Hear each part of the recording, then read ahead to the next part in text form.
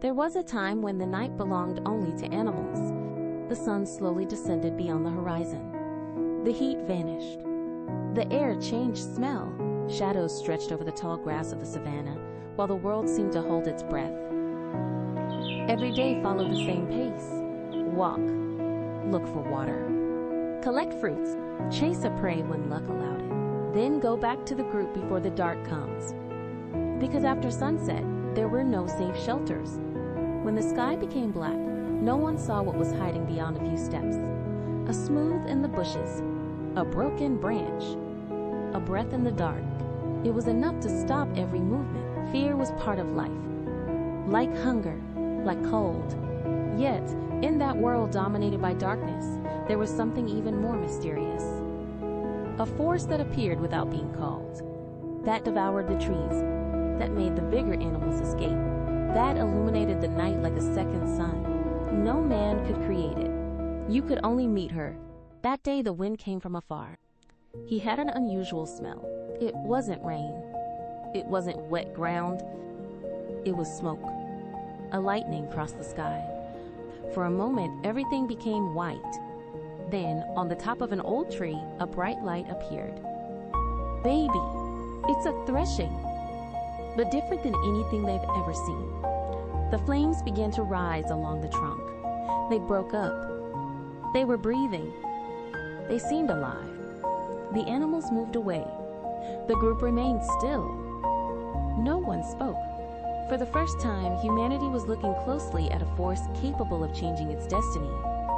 But one question began to form. If that light was born from heaven, was it possible to stop her from dying? The fire kept burning, not with the fury of the first moments. Now he seemed to breathe slowly. The flames were lower, but their heat came to the face. The air vibrated above the blackened trunk, and the acre scent of the burned wood mixed with the smell of dry grass. No one had ever dared to get so close. One step, then another.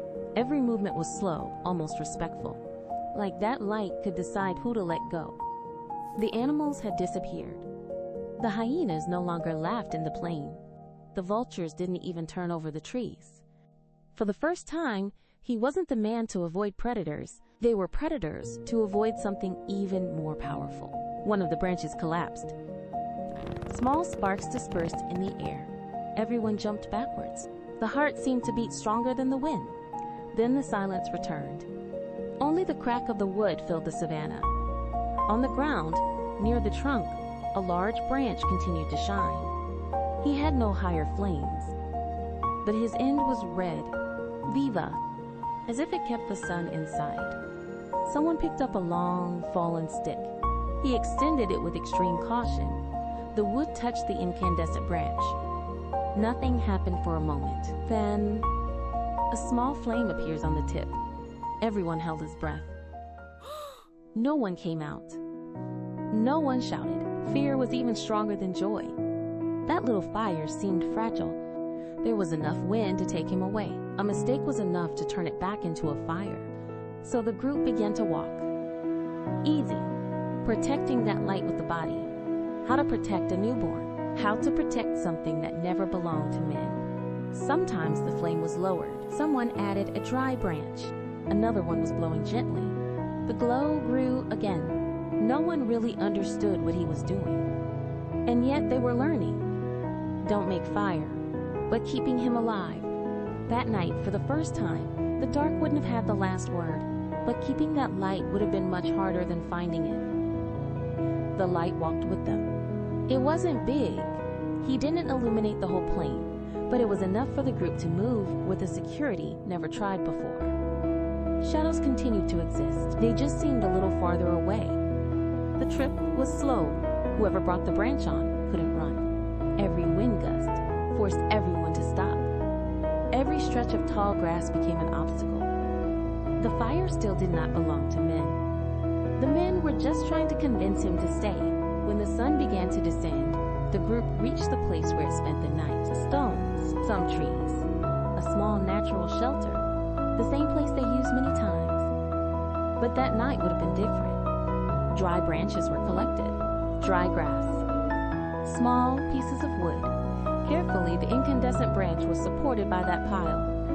For some long moments, nothing happened. Then a wire of smoke. A little spark. Finally a flame. Quiet. Fragile. Viva. No one spoke. The faces were illuminated by a new light. The hand slowly approached the heat. For the first time, it was not necessary to wait for dawn, to feel again the warmth of the sun. Cold seemed to lose strength. Fear took a step back. But the fire asked for something in return. She was hungry. When the wood ended, its light decreased. When the wind increased, it was likely to turn off. When the rain came, he could totally disappear. The group understood it very soon. That flame was not a conquest. It was a responsibility. Every night someone was awake. He added a branch. It was slowly glowing on the arms. He looked at the red glow pulsing under the ashes. Losing fire meant starting again. Wait for another lightning, another fire. Maybe for months, maybe for years. Humanity had learned to preserve a flame, but he was still far from knowing how to create it. And that's where the real revolution began. At first, it was only a case. A small animal managed to escape the fire. It falls near the branches. When the group found it the next day, its smell was different. More intense, more inviting. No one could explain why. Only hunger convinced someone to prove it. The first bite was slow, almost distrustful. The meat was softer. It broke without difficulty. It was not necessary to use all the strength of the teeth. The others were silent. Then, one after the other, they also tasted. That night, nobody realized they did something extraordinary. They weren't just eating. Their body was getting more energy with less effort. The long hours spent chewing diminished. Food became easier to digest. Even older people could feed better. Even children could face foods that would be too hard before. Over time, the fire also changed food. Roots too hard to bite, tubes with a bitter taste. Seeds that seemed useless before. Near the arms, they became softer, sweeter, easier to consume. The world suddenly offered many more possibilities. But the fire was turning something even more important. The night didn't end with the sunset anymore. People were sitting around the flames. They watched the sparks rise to the sky. They listened to the crack of wood. Maybe they were telling gestures of the day. Maybe they meant the stars. Maybe they taught the little ones what they had learned. We can't know what words they said. But we know that fire gave humans something they didn't have before.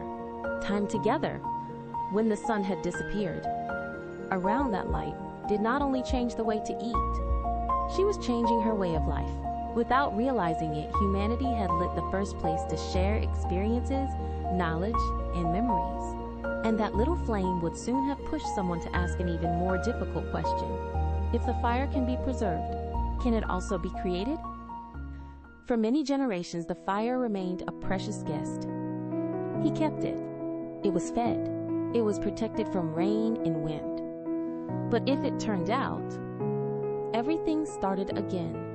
The group was back waiting for lightning. Fire away, or a fortune that could never come. It was then that someone began to observe. Not the fire. Wood, the stones, hands. Every gesture became an attempt. Every mistake, a lesson. 2 broken branches between them. More and faster. And stronger. The heat increased. Hands got tired. The fingers filled with small wounds. But no flame appeared. The wind took away the wood dust. And with it also hope. Others tried with 2 stones. One shot, then another, again. For days. For months. Maybe for years. Small flashes appeared for an instant. Sparks. Beautiful. But too short to become a fire. Every attempt seemed useless. And yet no one really stopped. For those who knew the heat of the fire no longer wanted to return to darkness. Then something happened. A thin wire of smoke rose from a pile of dry fibers, so thin to look like an illusion. Nobody moves.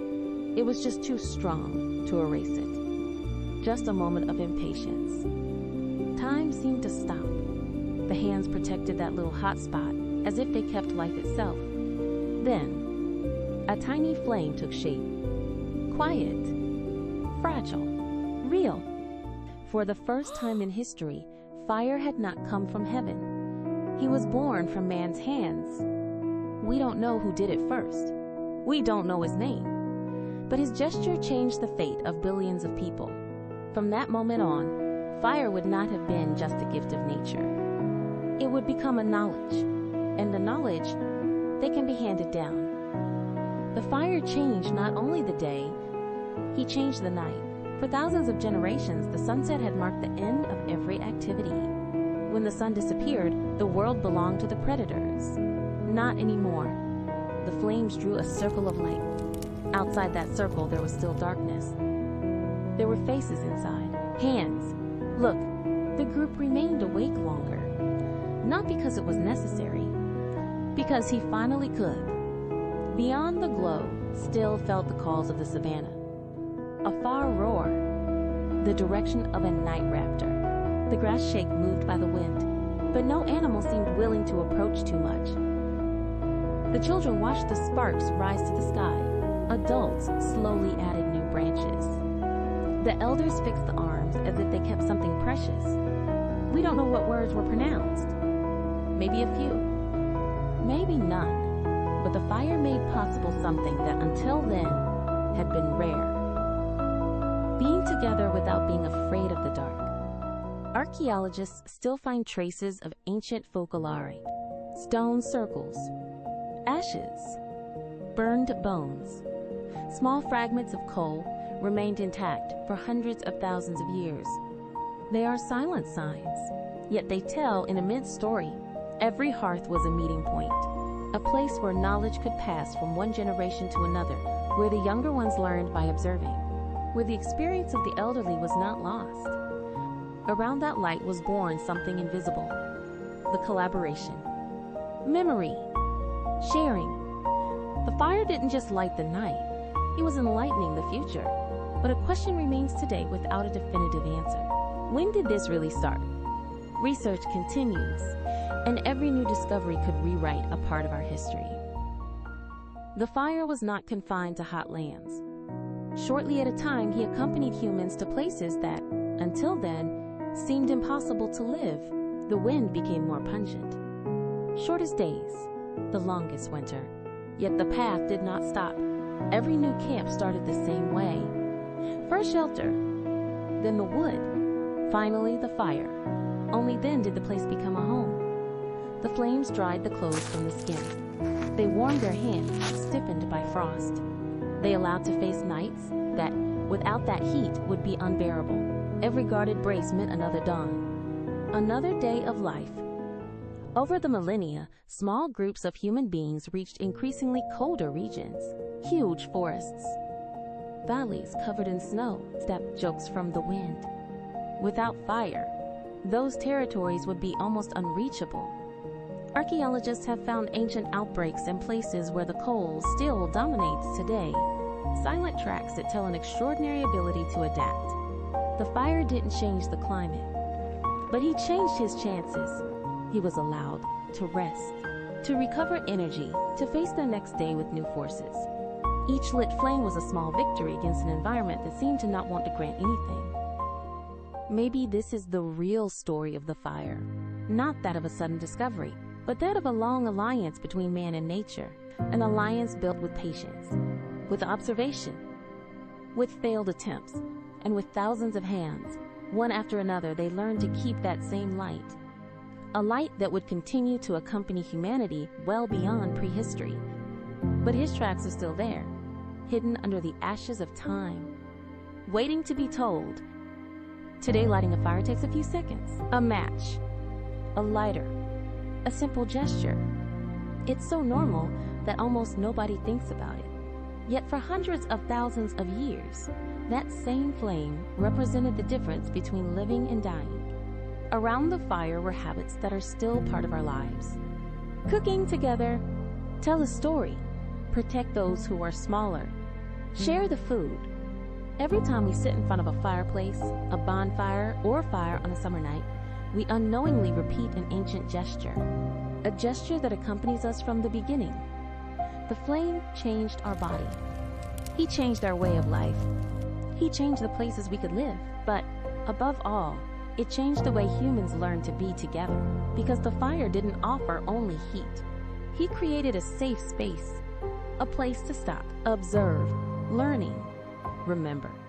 Maybe this is his greatest legacy, not the light, not the heat, but time. The time spent next to each other, the time needed to convey an experience, to teach, to imagine tomorrow.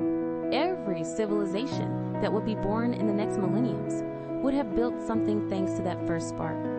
The furnaces, ceramic, metals, cities, but everything originated much earlier, when someone decided not to let a small brace turn off.